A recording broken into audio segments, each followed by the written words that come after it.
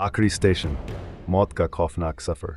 रात के अंधेरे में एक ट्रेन चल रही थी, पटरी पर घिसटती हुई। बाहर घना कोहरा था, अंदर घुप अंधेरा। ट्रेन की खिड़कियों से बाहर देखने पर कुछ नहीं दिखता था, जैसे ये दुनिया से कटी हुई हो। सिर्फ ट्रेन की लाल बुझती बुझती रोशनी और घड़ी की टिक टिक सुनाई दे रही थी। मगर इस ट्रेन में कुछ ऐसा था जो इसे दुनिया की सबसे डरावनी ट्रेन बना रहा था। ये मौत की सवारी थी।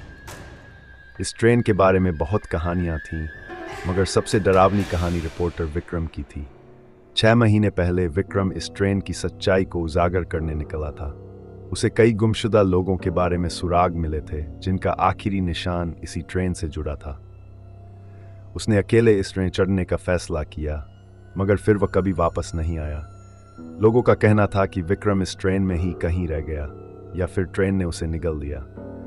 आज उसी ट्रेन में एक नया मुसाफिर बैठा था, आदित्य। अंधेरे की सवारी, रात के 2 बजे। ट्रेन अपने आखिरी स्टेशन की तरफ बढ़ रही थी।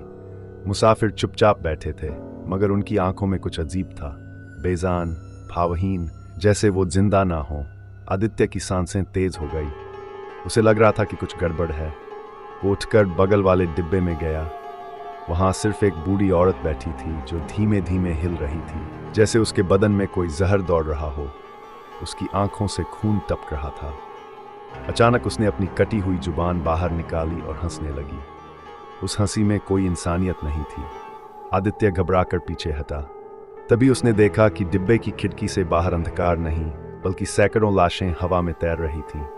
कुछ के चेहरे सड़े हुए थे, कुछ की आंखें निकाल दी गई थीं और कुछ के शरीर बिना सिर के थे।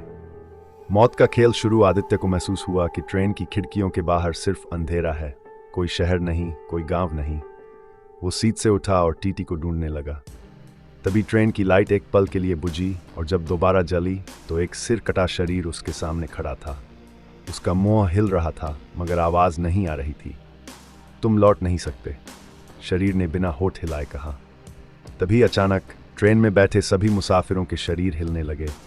उनकी आंखों से खून टपक रहा था, कुछ की खाल उधड़ चुकी थी और उनके मुंह से सड़े मांस की बदबू आ रही थी। आदित्य को समझ आ गया, ये इंसान नहीं है, ये कुछ और हैं।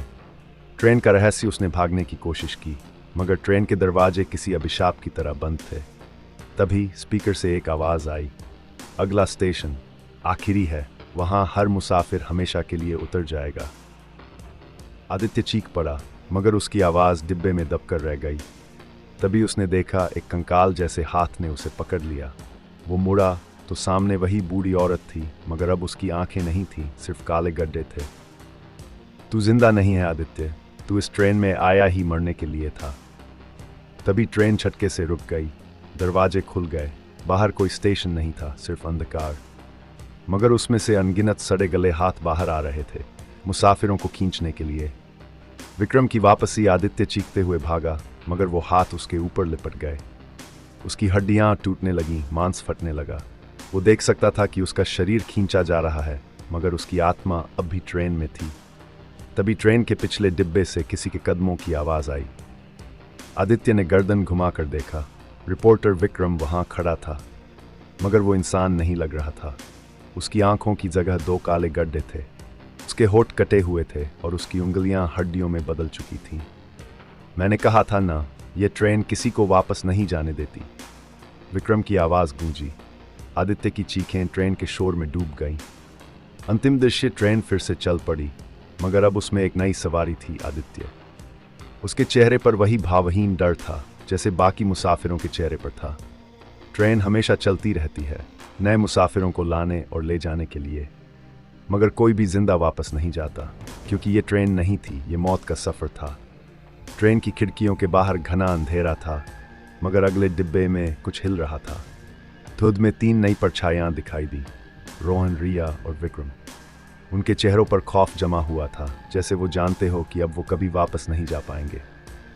ट्रेन की लाइट एक बार फिर झपकी, और जब दोबारा जली, तीनों गायब हो चुके थे। क्योंकि ये आखिरी स्टेशन है, जहां से कोई वापस नहीं आता।